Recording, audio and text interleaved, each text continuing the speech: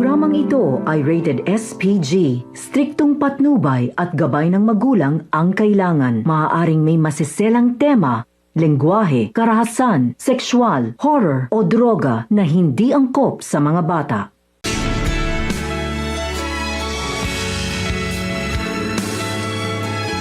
Dumating si Sinon sa opisina at tinanong si Helen kung kamusta ang kanyang trabaho.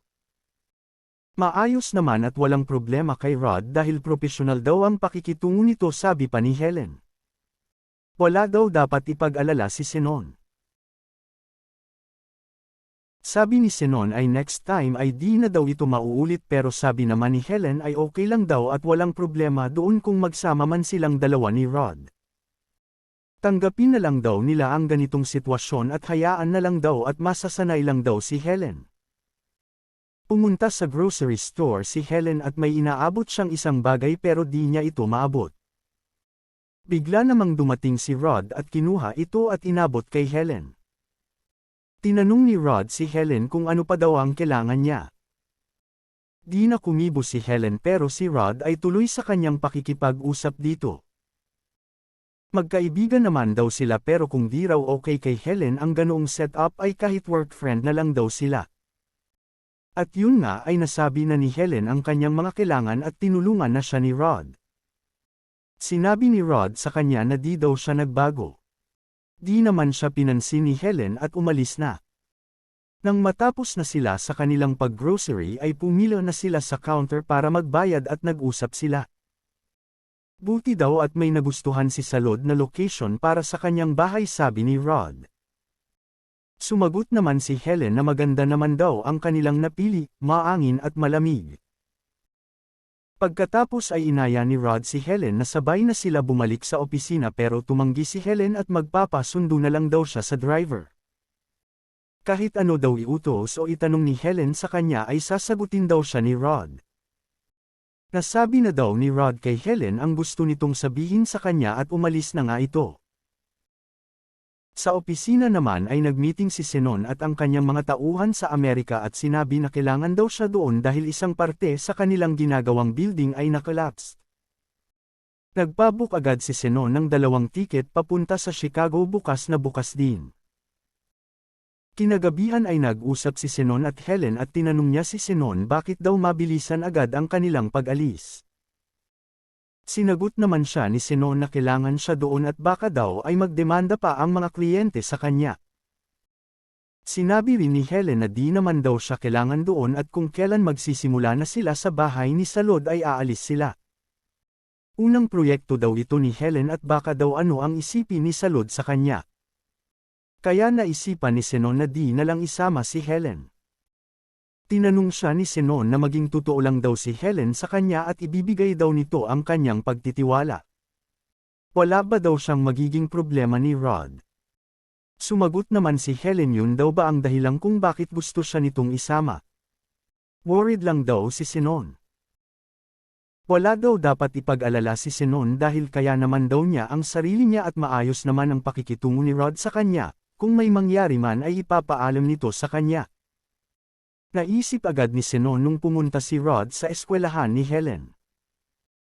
Nagtanong si Sinon kung sasabihin daw ba nito kahit na ano at kahit maliit na bagay daw ay sasabihin nito sa kanya. Kung maliit na bagay daw ay baka makalimutan lang daw ni Helen. Ipapaiwan daw ni Sinon si Matt just in case.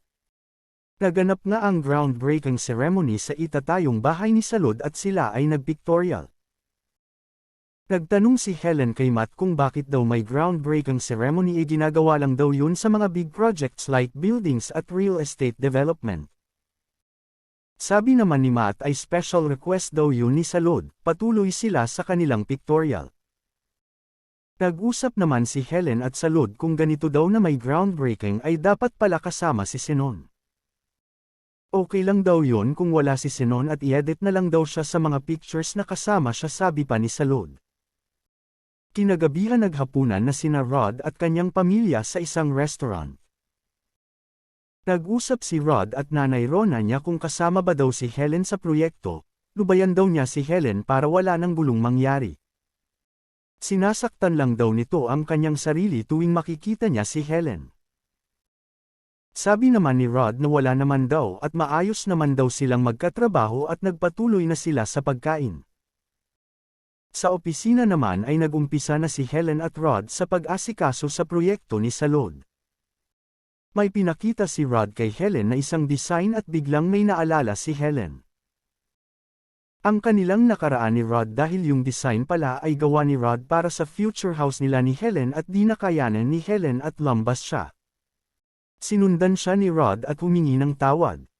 Wala daw yun, sabi pa ni Helen. Alam ni Rod na parang wala sa mood si Helen at dahil daw yun sa design niya. Lumabas si Matt at nakinig sa kanilang pag-uusap pero umalis na si Helen. Sinabi ni Rod kay Matt na kailangan i-update daw si Zenon sa design. Pumunta sa site sina Helen, Zenon at ang kanilang mga tauhan para umpisahan na ang proyekto. Nandun din si Matt. Napansin ni Matt na malapit si Rod kay Helen at ito'y pinaglayo niya. Umalis na lang si Rod. Si Ryan naman ay nakipagkita sa isang tauhan ng kanyang dating amo at inabot ang kanyang bayad sa pagkakautang nito at sinabi na di na daw siya babalik sa pagbebenta ng droga. Sa site naman ay nakita ni Rod na inulit ang design na kanyang gawa at tinanong ang isang kasamahan sa trabaho. Ang sagot nito ay si Matt daw ang nagpalit. Pumasok naman si Matt at kinausap siya ni Rod. Tinanong ni Rod kung si Matt daw ba ang may gawa ng changes ng design. Sinagot naman siya ni Matt na pinasa ito ni Zenon sa interior design. Nagalit si Rod at bakit daw siya binaypas. Baka raw pakana ito ni Zenon pati ang pangingialam ni Matt kapag lumalapit siya kay Helen. Nagkainitan si Rod at Matt at sinuntok ni Matt si Rod. Inawat ni Helen ang dalawa at sinabi ni Helen na umalis si Matt. Ire-report daw ito ni Rod sa HR pero nakiusap si Helen sa kanya na wag na ituloy. Mas papaburn daw si Matt ni Zenon dahil kamag-anak ito. Nag-usap si Zenon at Matt at pinagsabihan ni Zenon si Matt na mali ang kanyang ginawa. Sabi naman ni Matt ay kinausap ni Helen si Rod na di na ituloy ang pag-report. Kailangan daw niya umuwi dahil di na daw maganda ang nangyayari sa pagitan ni Rod at Helen.